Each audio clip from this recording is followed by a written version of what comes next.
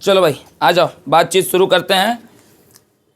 Revisions batch में आज से हमारा शुरू हो रहा है और हम बातचीत शुरू करने वाले हैं company account issue of share पे। ठीक है, तो बुक पकड़ लो भाई। तो company account issue of shares, और ये जो पूरा बुक है आपकी जिसमें बेसिकली आपके 2 चैप्टर्स हैं, company account issue of share और दूसरा है company account issue of debenture. इसका जो बोर्ड में वेटेज है आउट ऑफ 80 वो कितना है 24 मार्क्स का, यानी कि 30% वेटेज ये कवर कर रहा है। ठीक है, जिसमें इस बार डिबेंचर का वेटेज बढ़ा दिया है, रिडम्पशन ऑफ डिबेंचर्स का वेटेज बढ़ा दिया है। तो हम बिना समय नुकसान किए हुए, क्योंकि शुरुआती हमारे जो लेक्चर्स होंगे वो कुछ थियरी बेस्ड ही ज़्यादा है कंपनी में, शुरुआत हमारी होती है व्हाट इज़ कंपनी, कंपनी कहते किसे हैं। बुक ले आइए सर। जो कैरेक्टरिस्टिक्स है, अब मैं उतना लिखूंगा नहीं क्योंकि मेरे पास स्लाइड की जगह थोड़ी कम है, मेरे पास नॉर्मल वाइट बोर्ड है, तो इसलिए तो कैरेक्टरिस्टिक्स से ही आपको बात क्लियर हो जानी है कि कंपनी किसे कहते हैं। और देखो यहाँ पे प्रोफेसर हैने की डिफिनीशन दी हुई है, HANEY, इनको हैनी बोलते हैं, एक्चुअल में उन्हें प्रोफेसर हैने पढ़ा जाता है, सही प्रोनाउंसिएशन है।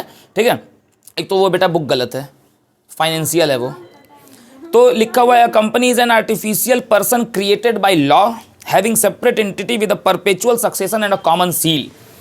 मतलब इसका क्या होता है कि क्लास 11th में तुम लोगों ने एक अकाउंटिंग प्रिंसिपल पढ़ा रहा होगा, उस अकाउंटिंग प्रिंसिपल का नाम क्या था, सेपरेट लीगल एंटिटी प्रिंसिपल। ठीक है, जिसको हम बिजनेस एंटिटी प्रिंसिपल भी कहते हैं। तो सेपरेट लीगल एंटिटी या बिजनेस एंटिटी प्रिंसिपल क्या बताता है कि business and owner of the business they both are treated as separate and distinct from each other and business only exist in the eyes of law. और हम accounting किसके लिए कर रहे हैं, बिजनेस के लिए, नॉट फॉर बिजनेसमैन। ठीक है, ये फीचर कंपनी से आया है, यानी कि कंपनी एक अलग आइडेंटिटी है, मगर वो नेचुरल आइडेंटिटी नहीं है। तो वो कैसी आइडेंटिटी है, आर्टिफिशियल आइडेंटिटी है, क्रिएटेड बाय लॉ। हर चीज़ को कोई ना कोई हर चीज़ का क्रिएटर होता है। ठीक है, जैसे इस वीडियो का क्रिएटर मैं हूँ, ठीक, मेरे कोचिंग के क्रिएटर तुम लोग हो। ठीक है, तो वैसे ही कंपनी का क्रिएटर कौन होगा भैया, लॉ। यानी कि अगर किसी चीज़ का क्रिएटर लॉ, जैसे हमको जो क्रिएट किया है वो किसने किया है, नेचर ने, गॉड ने, ईश्वर ने, भगवान ने।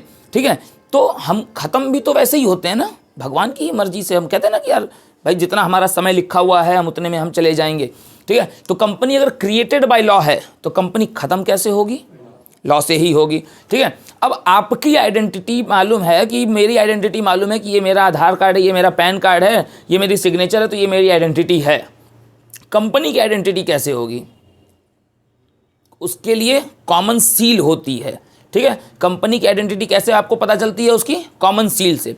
अच्छा, अब मान लो कि जैसे कोई भी एक फैमिली है, जिस फैमिली में मान लो X है, फिर X के 2 बच्चे हुए। ठीक है, मान लो Y और Z, फिर X मर गया। ठीक, तो X का सक्सेसर कौन हुआ, YZ। फिर YZ के मान लो 2 सक्सेसर हुए, मान लो Y1 Y2, और Z के 2 सक्सेसर हुए, Z1 Z2। ठीक है, तो सक्सेसरशिप चल रही है ना। कंपनी में सक्सेसरशिप कैसे चलती है, मतलब कंपनी को अगर क्रिएट किया, जैसे JRD टाटा ने अगर टाटा की शुरुआत की, टाटा की स्थापना की, टाटा को इस्टेब्लिश किया, तो JRD के नहीं रहने के बाद टाटा कंपनी ख़त्म हो गई क्या, चल रही है। रतन टाटा, अभी ईश्वर उनको और लंबा उम्र दें, मगर अगर रतन टाटा जी अगर भविष्य में खुदा न खास्ता कभी कुछ उनको हो जाए तो क्या टाटा एंड सन्स जो कंपनी है वो ख़त्म हो जाएगी क्या। परपेचुअल सक्सेशन है, यानी कि जो इसका सक्सेसरशिप है वो क्या है, आपकी परपेचुअल है, यानी कि वो आपके ओनर के रहने या न रहने से, जो कंपनी का डायरेक्टर है उनके रहने या न रहने से इसकी जो सक्सेसरशिप है वो ख़त्म नहीं होगी। ठीक है, और इसका कोई अलग से सक्सेसर नहीं होता। जैसे कि टाटा का सक्सेसर टाटा का एक बच्चा जन्म लेगा, या रिलायंस का एक बच्चा जन्म लेगा, ऐसा कुछ नहीं होता है कोई सक्सेसरशिप के लिए। ठीक, तो व्हाट इज़ कंपनी, कंपनी किसे कहते हैं। तो यहाँ पे मेरे पास किताब है जिसमें मैं बता रहा हूँ कि कैरेक्टरिस्टिक्स, सबसे पहले सेपरेट लीगल एंटिटी, बातचीत हो गई इस पर। परपेचुअल एग्जिस्टेंस, परपेचुअल सक्सेशन, इनका एग्जिस्टेंस इनके ओनर से, इनके मैनेजमेंट से क्या होता है, अलग होता है। ठीक, क्लियर हो गई बात। लिमिटेड लाइबिलिटी, इस पर हम बहुत आराम से बातचीत करेंगे। Common seal, transferability, common seal का मतलब वही हो गया कि ये आपकी सिग्नेचर है, आपकी आइडेंटिटी यही बता रहा है। ट्रांसफरेबिलिटी ऑफ शेयर्स, कंपनियों में शेयर्स क्या होते हैं, ट्रांसफरेबल होते हैं, हर कंपनी में नहीं होते हैं, कुछ में होते हैं, उसी पे हमें बातचीत करनी, क्योंकि हमारा चैप्टर यही है, इशू ऑफ शेयर।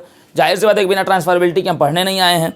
और separation of management from ownership, ownership अलग है, मैनेजमेंट अलग है। अब आ जाते हैं लाइबिलिटी की बातचीत करने। ठीक, फॉर्म्स ऑफ बिजनेस कितने तुमने पढ़े थे क्लास 11th में बिजनेस स्टडीज में? 5। Sole proprietorship, Hindu undivided family, partnership, cooperative societies और ज्वाइंट स्टॉक कंपनी पढ़े थे। ठीक है, कोऑपरेटिव्स को अगर हटा दो तो जो 3 हैं, ठीक है, इन 3 बिजनेसेस में और कंपनी में सबसे बड़ा अंतर क्या है? अच्छा, इवैल्यूएशन के गलत बोल दिया, इवोल्यूशन के बेस पे देखो तो सबसे पहले आपका आया सोल प्रोप्राइटर, फिर इंडियन है तो हिंदू अनडिवाइडेड फैमिली, उसके बाद आया पार्टनरशिप, उसके बाद आया कोऑपरेटिव सोसाइटीज़, ये सब 1 बाय 1 आए हैं। ठीक है, और उसके बाद दुनिया का सबसे फ्लेक्सिबल बिजनेस क्या आया? जॉइंट स्टॉक कंपनीज का बिजनेस। क्योंकि बाकी बिजनेसेस में कोऑपरेटिव्स को अगर आप हटा दीजिए अभी, तो बाकी बिजनेसेस में आपकी लाइबिलिटी क्या थी? अनलिमिटेड थी। ठीक है, you are liable to pay to the extent of your डेप्ट, जितनी आपके ऊपर डेप्ट है आपको अपनी पर्सनल प्राइवेट प्रॉपर्टी, और डिसॉल्यूशन में ये चीज़ देखी हुई है तुमने, अपने घर से भी पैसा लगा के देना पड़ता है। कंपनी की लाइबिलिटी क्या होती है भैया? Company is the only business जिसमें लाइबिलिटी हमारी क्या है? लिमिटेड है। तो बिजनेस करने का सबसे फ्लेक्सिबल फॉर्मेट क्या था हमारे लिए? कंपनी था। ठीक है, तो लाइबिलिटी लिमिटेड होने का मतलब है कि जितने की लाइबिलिटी कंपनी की आपके ऊपर है और आपकी जितनी कंपनी के ऊपर है, दोनों के अमाउंट जो है वो क्या है? फिक्स हैं। जैसे तुमने एक कंपनी का शेयर ₹10 में खरीदा, मतलब ₹10 का शेयर खरीदे हो और जिसमें तुमने 8 उसको पे कर दिया है और ₹2 आपको अभी पे करना बाकी है, पेएबल है, तो आप कंपनी के लिए कितने के लिए रिस्पॉन्सिबल हैं? ₹2 के लिए। और कंपनी आपके लिए कितने लिए रिस्पॉन्सिबल है? ₹8 के लिए। बात क्लियर हुई? ये आपकी दोनों की लाइबिलिटी लिमिटेड है ना। ठीक, और कंपनी अपने शेयर होल्डर्स की लाइबिलिटी कब चुकाती है? जब कंपनी बिजनेस बंद हो रहा होता है। ठीक है, तो जैसे पार्टनरशिप जब बंद हो रहा था तो हम उसके लिए वर्ड यूज़ करते हैं डिसॉल्यूशन ऑफ पार्टनरशिप। तो कंपनी बिजनेस जब बंद होता है तो उसके लिए हम क्या वर्ड यूज़ करते हैं? Dissolution of company. नहीं, कंपनी जब बंद होती है तो उसके लिए डिसॉल्यूशन वर्ड नहीं यूज़ करना है, या तो लिक्विडेशन कहते हैं या तो वाइंडिंग अप कहते हैं। ठीक है, लिक्विडेशन या वाइंडिंग अप या वाउंड अप कहते हैं। इतनी बात क्लियर हो गई? चलो आगे की बातचीत कर लेते हैं भैया। कंपनीज के कितने टाइप्स होते हैं, तो हमको ज़्यादा डिस्कशन नहीं करना है, हम रिवीजन बैच में हैं। ठीक है, अपने ऑफलाइन बैचेस में हम ये सारी चीज़ें पढ़ चुके हैं। तो कंपनी में बहुत तरह की कंपनीज होती हैं, जिसमें हमारे पास है यहाँ पे हमारे जो बुक, हम DK गोयल सर की बुक प्रीफर कर रहे हैं, तो काइंड्स ऑफ कंपनी में बताया हुआ है।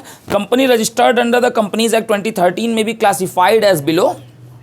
अनलिमिटेड कंपनी, एक ऐसी कंपनी जिसमें लाइबिलिटी क्या हो? आपकी अनलिमिटेड हो। आप ये बताइए, ऐसी कंपनी कोई खोलना चाहेगा क्या? अगर आपको अनलिमिटेड लाइबिलिटी वाली ही कंपनी खोलनी है तो आप पार्टनरशिप नहीं कर लेंगे, आप सोल प्रोप्राइटर नहीं कर लेंगे, आप हिंदू अनडिवाइडेड नहीं चले जाएंगे। तो ऐसी कंपनी जो लिमिटेड, जिसमें लाइबिलिटी क्या हो आपकी? अनलिमिटेड हो, वैसी कंपनियां इंडिया में एग्जिस्ट नहीं करती हैं। दूसरा है कंपनी लिमिटेड बाय गारंटी, जिसमें एक लेवल तक गारंटी दी जाती है और आपको कुछ जो क्रेडिटर्स होते हैं बेसिकली उनको हम गारंटी देते हैं। यहाँ पे लिखा हुआ है the liability of the member is limited to the extent of the guarantee given by them in event of winding up. आपके जो मेंबर्स होते हैं उनको एक लिमिट तक गारंटी दी गई होती है कि जब भी वाइंड अप होगा, जब भी कंपनी बिजनेस बंद होगा, तो इतना प्रपोर्शन तो मिनिमम आपको मिलेगा। मगर इसमें भी पूरा वापस मिलने की श्योरिटी है क्या? फुल जो है वो लाइबिलिटी लिमिटेड इसमें भी है क्या? ये पार्शियल हो गया ना। और तीसरा है limited by guarantee, sorry limited by shares. Limited by shares जो है वो कंपनियां 3 तरह की होती है, प्राइवेट हो गया, पब्लिक हो गया और OPC। OPC 2013 में नया आया था। OPC मतलब हो गया 1 पर्सन कंपनी। ठीक है, तो प्राइवेट कंपनी क्या होती है? देखो, एक भ्रम है लोगों के दिमाग में कि अगर प्राइवेट ओनर चला रहा है तो प्राइवेट कंपनी है और गवर्नमेंट चला रही है तो वो पब्लिक कंपनी है। एकदम ये भ्रम निकाल दो दिमाग में से। उस तरह की कंपनी को जिसको गवर्नमेंट रेगुलेट करे उसको गवर्नमेंट कंपनी कहते हैं। ठीक है, प्राइवेट कंपनी वो कंपनी होती है जिसके 2-4 बातें हैं और वो हम जान लें तो हमारा काम हो जाना है। Private company as per section 2 सब section 68 of the Indian companies act 2013 a private company is one which by its article of association. ठीक है, 3 कंपनी के सबसे इंपॉर्टेंट डॉक्यूमेंट होते हैं, MOA memorandum of association, AOA article of association और तीसरा होता है प्रॉस्पेक्टस। सबसे पहला प्राइवेट कंपनियों की ये 3 फीचर्स दिए हुए हैं। जो कंपनियां ये तीनों फीचर एप्लीकेबल करेंगी वो कंपनी को ही प्राइवेट कहा जाएगा। जिसमें ये तीनों फीचर्स नहीं मिलेंगे वो कंपनी अपने आप क्या हो जाएगी, पब्लिक हो जाएगी। Clear. Restrict the right to transfer its share, यानी कि प्राइवेट कंपनियां अपने शेयर्स ट्रांसफ़र नहीं कर सकती, यानी कि जनरल पब्लिक को अपने शेयर्स नहीं बेच सकती। अच्छा ठीक है सर, जनरल पब्लिक को हम नहीं बेच सकते ना, being as a private company. सामने से कोई खरीदने है तो मना भी नहीं करना चाहिए, ठीक। आप सख्त हैं ना, सामने से कोई आएगा तब तो आप पिघल सकते थे, हैं। मगर सर 2013 में ये रूल बदल गया, 1956 में ये था, 2013 में रूल बदल गया। 2013 में कह रहा है कि आपको, third point, prohibits any invitation to the public to subscribe for any type of securities that is shares और डिबेंचर्स और एनीथिंग। ठीक है, ठीक है। तो एक चीज़ क्या हो गई कि प्राइवेट कंपनी अपने शेयर जनरल पब्लिक को नहीं इशू कर सकती। जनरल पब्लिक क्या, वो किसी को भी इशू नहीं कर सकते। दूसरा, अगर जनरल पब्लिक से कोई इन्विटेशन आ रहा है तो आपको उसको भी मना कर देना है, मतलब हम तो नहीं इशू कर सकते, सामने से कोई खरीदना है तो वो भी मना कर देना है। और तीसरी सबसे ज़रूरी चीज़ कि minimum number of members in a private company कितने होने चाहिए, मिनिमम नंबर ऑफ मेंबर्स कितने होने चाहिए, 2, और मैक्सिमम पहले होते थे 50, अब हो गया है 200। तो आपको ये 50-60 नहीं याद रखना है, अब आपको क्या याद रखना है, 200, मिनिमम 2, मैक्सिमम 200, ठीक है। Limits of number of its members to 200 exclusive of past and present, ठीक है। अच्छा, एम्प्लॉय मेंबर नहीं हो सकता है, मेंबर मतलब समझ रहे हो, कंपनी के शेयर होल्डर्स की बात हो रही है। मेंबर का मतलब सीधे भाषा में समझो तो कंपनी के शेयर होल्डर्स की बात हो रही है, ठीक है। तो वो कितने होने चाहिए आपके, मिनिमम 2, मैक्सिमम 200। अब आ जाते हैं पब्लिक कंपनी। पब्लिक कंपनी में जो डिफिनीशन गिवन है वो है, as per section 2 subsection 71 of the companies act 2013, a public company means a company which is not a private company. देखो कितनी बढ़िया डिफिनीशन है। ये हंसी आने वाली बात हो सकती है कि what is public company, sir public company is a company which is not a private company. ये मज़ा लेने के लिए हम कह सकते हैं, ये बड़ी बढ़िया बात है, मगर एक्चुअल में ये सच नहीं है। आपको कह दिया कि हर वो कंपनी पब्लिक मानी जाएगी जो प्राइवेट ना हो। सो मेक श्योर कि आपको मालूम हो कि प्राइवेट कंपनी कहते किसे हैं। ये अगर मालूम है वो तीनों पॉइंट कि शेयर इशू ना करे, मिनिमम 2, मैक्सिमम 200, नाम के आगे, अच्छा एक और चीज़ में छूट गई, प्राइवेट कंपनी को अपने नाम के आगे पीवीटी एलटीडी लगाना कंपलसरी होता है। हाँ, प्राइवेट लिमिटेड, प्राइवेट कंपनी जो होती है उनको अपने नाम के आगे प्राइवेट लिमिटेड लगाना कंपलसरी होता है, मगर पब्लिक कंपनी को अपने नाम के आगे पब्लिक लिमिटेड लगाना कंपलसरी नहीं है। वो अगर सिर्फ लिमिटेड भी लगा देंगे तो इसका मतलब वो क्या है, पब्लिक है, क्योंकि उनके आगे पीवीटी लगा ही नहीं हुआ है, प्राइवेट लगा ही नहीं हुआ है। क्लियर हो गई बात। तो पब्लिक कंपनी कौन है, जिसमें मिनिमम मेंबर्स कितने होने चाहिए आपके, 7। प्राइवेट में मिनिमम कितने, 2, पब्लिक में मिनिमम कितने, 7। प्राइवेट में मैक्सिमम कितने, 200, पब्लिक में मैक्सिमम कितने, नो लिमिट, ठीक है। हालांकि ये जो नो लिमिट वाली बात है वो एक लेवल तक सही नहीं है, जानते हो क्यों, क्योंकि सही है पूरी तरह से ऐसा नहीं है, मगर शुरुआती लेवल पे ही इसको हम थोड़ा सा इसको जस्टिफाई कर सकते हैं कि क्या कोई public company unlimited share issue कर सकती है, आखिर उसके ऑथराइज्ड शेयर तो कुछ होंगे ना, ठीक। मगर अब याद कर लो 11th में तुम्हारे बिजनेस स्टडीज़ के टीचर ने बताया होगा कि कैपिटल क्लॉजेज जो हैं वो बदले जा सकते हैं। अब बात याद आई, यानी कि आप शेयर्स के नंबर, रजिस्टर्ड शेयर्स की जो संख्या है, जो काउंटिंग है, वो आप बढ़ा सकते हैं। तो आप जितना बार बढ़ाएंगे वो उतनी बार उसकी लिमिट क्या होती जाएगी, एक्सटेंड होती जाएगी। इसीलिए यहाँ पे अनलिमिटेड वर्ड यूज़ कर दिया गया। क्लियर। तो मिनिमम 2, इसमें मिनिमम 7, प्राइवेट में मिनिमम 2, पब्लिक में मिनिमम 7, प्राइवेट में मैक्सिमम 200, पब्लिक में मैक्सिमम अनलिमिटेड। प्राइवेट कंपनी को पीवीटी एलटीडी लगाना है, पब्लिक कंपनी को सिर्फ एलटीडी लगाना है। फिर उसके बाद क्या पब्लिक कंपनी अपने शेयर्स इशू कर सकती है जनरल पब्लिक को, सर वो अपने जनरल पब्लिक को शेयर इशू कर सकती है, अपने प्रमोटर को इशू कर सकती है, अपने दोस्तों को कर सकती है, ठीक है, अपने एम्प्लॉयज़ को कर सकती है, यानी कि वो फ्री है शेयर इशू करने के लिए मार्केट में, ठीक है। तो हमको जो चैप्टर पढ़ना है वो क्या पढ़ना है, इशू ऑफ शेयर्स, और उसकी जर्नल एंट्रीज ही पढ़नी है। क्लियर हो गई बात। 1 पर्सन कंपनी क्या है, 1 पर्सन कंपनी 2013 में आया था। कंपनी बिजनेस शुरू करने के लिए मिनिमम कितने मेंबर होने चाहिए, 2। ध्यान से सुनो मेरी बात, कंपनी बिजनेस शुरू करने के लिए मिनिमम कितने लोग चाहिए, 2। क्यों, अगर 2 लोग भी हैं तो कुछ नहीं, पब्लिक तो प्राइवेट तो शुरू कर सकते हैं ना अपन, हैं। मगर मैं इकलौता आदमी हूँ और मुझे इकलौती अपनी कंपनी शुरू करनी है। तो 2013 के पहले ये रूल नहीं था। OPC 1 person company, make sure कि आप इंडियन सिटीज़न हो, आपके ऊपर कोई बैंकरप्सी के चार्जेस ना हो, कोई आपके ऊपर इस तरह के भी आईपीसी के चार्जेस ना हो, ठीक है। तो आप 1 पर्सन कंपनी शुरू कर सकते हैं बीइंग एज एन इंडियन, ठीक है। आपका इंडियन होना इसमें ज़रूरी है। तो ओपीसी हमारे लिए बहुत बड़ा मसला नहीं है। अब कंपनी के हम बातचीत कर लेते हैं इशू ऑफ शेयर्स पे। तो शेयर्स किसे कहते हैं, ठीक है, शेयर्स किसे कहते हैं, शेयर्स के टाइप्स क्या हैं, इस पे हम बातचीत करेंगे। अब देखो भैया, शेयर्स किसे कहते हैं, यहाँ पे शेयर्स को मैंने लिखा हुआ है कि smallest denomination of companies capital, company की कैपिटल के सबसे छोटे डिनोमिनेशंस होते हैं ये, ठीक है। और ये can never be in fraction, ये कभी भी फ्रैक्शन के फॉर्म में नहीं आएंगे। क्लियर? यानी कि आप किसी कंपनी का 1 शेयर खरीद सकते हो, 2 खरीद सकते हो, 3 खरीद सकते हो, 200 खरीद सकते हो, मगर आप 1.8 शेयर खरीद सकते हो क्या? तो मैंने फला कंपनी के 1.8 शेयर खरीदे, आप 1.8% खरीद सकते हो, शेयर को आप फ्रैक्शन में नहीं ले आ सकते, ठीक है। और ये सबसे छोटे डिनोमिनेशंस होते हैं। लाइक अगर एक कंपनी की कैपिटल 1 करोड़ है, ठीक है, और उसके अगर हर शेयर की वैल्यू ₹10 है, ठीक है, या वो कंपनी जो है वो 10 लाख शेयर से आपका रजिस्टर्ड है, तो उसके पर शेयर की वैल्यू क्या होगी? ₹10, ठीक है। ये होती है, वो सबसे छोटे डिनोमिनेशन होते हैं कंपनी की कैपिटल के। इससे छोटा कोई डिनोमिनेशन कैपिटल के लिए नहीं रेज होता है। बेसिकली इस तरह की वैल्यू को हम, ये जो ₹10 आया है, इसको हम क्या बोलते हैं? इसको हम फेस वैल्यू भी बोलते हैं, इसको हम नॉमिनल वैल्यू भी बोलते हैं, इसको हम रजिस्टर्ड वैल्यू भी बोलते हैं, और इसको हम पार वैल्यू भी बोलते हैं, ठीक है। ये इतने मल्टीपल नाम हैं, ये कभी भी फ्रैक्शन में आपको नहीं आएंगे। लाइक आप किसी कंपनी का 1.8 शेयर, 1.9 शेयर, 2.5 शेयर नहीं खरीद सकते। या तो 2 खरीदोगे या तो 3 खरीदोगे। ऐसा थोड़ी है कि भैया 2.5 शेयर दे देना, ये थोड़ी चलता है, ठीक। भैया पिंक कलर का 2.5 शेयर दे देना, ठीक है, ऐसा भी नहीं चलता है।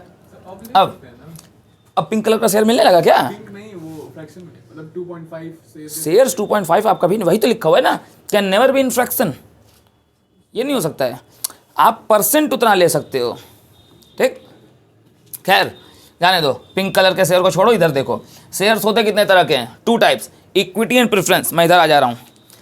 इक्विटी शेयर होल्डर, जिनके पास इक्विटी शेयर होगा, जो इक्विटी शेयर को होल्ड करेगा उसको क्या कहेंगे? Equity share holder. जो प्रेफरेंस शेयर होल्ड करेगा, देखो 11th में ये सब पढ़े हुए हो, बस यहाँ पे प्रीकैप चल रहा है, रीकैप चल रहा है कि प्रीकैप क्या बोलते हैं? रीकैप बोलते हैं ना, थोड़ा अंग्रेजी इधर उधर हो जाती है फ्लो में यार, ठीक। तो equity preference, equity share holders are the real owner of the company, while preference share holders are the guest owner. अभी एक छोटी सी कहानी बताऊंगा, खेल समझ में आ जाएगा, ठीक है। इनको गेस्ट ओनर बोलते हैं क्योंकि तुमने 11th में पढ़ा है कि share holders are known as the real owner. भैया शेयर होल्डर तो 2 तरह के हैं, इक्विटी और प्रेफरेंस, तो क्या दोनों ही रियल ओनर हैं? नहीं बॉस, आपके सिर्फ equity share holders real owner हैं, प्रेफरेंस वाले रियल ओनर नहीं है। ये आपके घर में आए हुए उस मेहमान की तरह हैं, रिश्तेदार की तरह, ठीक। इनका जो रिस्क होता है वो ये हाईएस्ट रिस्क बियरर होते हैं। प्रॉफिट होगा तो ही तो पाएंगे। फिर दूसरी बात, एडिक्वेट प्रॉफिट होगा तभी तो रिटर्न पाएंगे। मान लो प्रॉफिट हुआ मगर बहुत कम हुआ, तो इनको नहीं पहले मिलेगा, पहले प्रेफरेंस वाले को मिलेगा। इसलिए इनका जो रिस्क होता है रिटर्न पाने का। अच्छा, शेयर्स पे जो रिटर्न आता है उसको क्या कहते हैं? डिविडेंड कहते हैं, ठीक है, वेरी गुड। शेयर्स पे जो रिटर्न आ रहा है उसको हम डिविडेंड कहते हैं, ठीक। तो डिविडेंड, अच्छा इनके नाम में ही देखो प्रेफरेंस है, यानी कि डिविडेंड पहले किसको मिलेगा? इक्विटी को कि प्रेफरेंस को? पहले प्रेफरेंस को, और बाद में किसको मिलेगा? इक्विटी को। तो बाद में जो बचेगा वही तो मिलेगा। दैट्स वाई इनका जो रिस्क है वो क्या है? हाईएस्ट है, और इनका रिस्क क्या है? मॉडरेट है। अब प्रॉफिट पे ही डिविडेंड मिल पाएगा, तो रिस्क तो दोनों जगह है। ऐसा नहीं है कि रिस्क है ही नहीं। मान लो कि प्रॉफिट हुआ ही नहीं इस साल, तो भैया प्रेफरेंस वाले को भी डिविडेंड नहीं मिलेगा ना, ये तो समझने की बात है, ठीक। रेट ऑफ डिविडेंड इनमें क्या होता है? फिक्स होता है, ठीक है। फिक्स होने की वजह से ये मॉडरेट रिस्क में है, और इनका कोई फिक्स नहीं होता है। जो बच गया वो सब आपका, कम बचा तो कम लीजिए, मॉडरेट बचा तो मॉडरेट लीजिए, बहुत ज़्यादा बचा तो बहुत ज़्यादा आपका। तो ये हाईएस्ट रिस्क वाली बात है, और सबसे ज़रूरी चीज़ इक्विटी और प्रेफरेंस को जो अलग अलग करती है, जिससे ये रियल ओनर है या ये गेस्ट ओनर है, वो क्या है भैया, इनके पास वोटिंग राइट नहीं होता है और इनके पास वोटिंग राइट होता है। ये बात क्लियर हो गई। चलो अब हम बढ़ेंगे आगे।